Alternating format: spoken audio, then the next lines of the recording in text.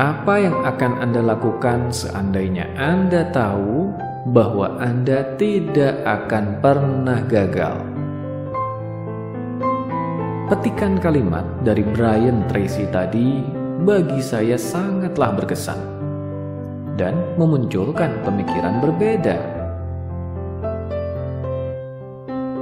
Coba deh kita renungkan dan bahkan jawab.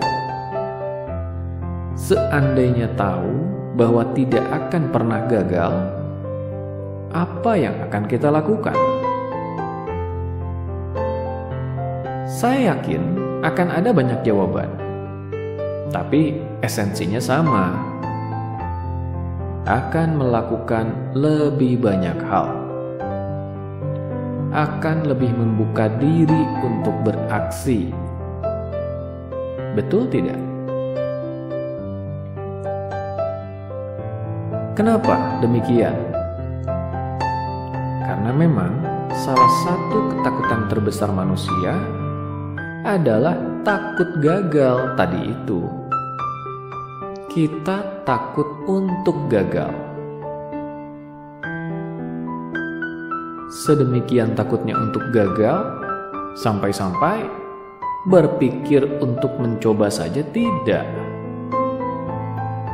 Apalagi kalau ternyata pernah ada trauma kegagalan lain yang pernah terjadi sebelumnya.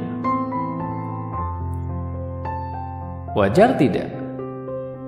Ya wajar. Namanya juga manusia. Pasti ada lah rasa-rasa takut gagal itu. Atau tepatnya takut merasakan sakitnya ketika gagal. Tapi mari sebentar kita renungkan. Apakah iya kita gagal? Ketika yang kita lakukan tidak membawa hasil, apakah hal ini otomatis dinyatakan gagal? Tidak dong. Kita tidak gagal. Kita hanya menemukan satu cara yang terbukti tidak efektif. Hal itu seperti yang dikatakan oleh Thomas Alva Edison, sang penemu lampu. Ribuan kali ia gagal menemukan lampu. Sampai suatu ketika ia berhasil menemukannya. Ia lalu ditanya apa pendapatnya tentang ribuan kegagalan yang pernah dialaminya dulu. Jawaban Edison sangatlah menarik. Kurang lebih isinya, saya tidaklah ribuan kali gagal. Saya hanya menemukan ribuan cara yang terbukti tidak efektif. Artinya apa? Sebetulnya tidak ada kegagalan. Yang ada adalah pembelajaran.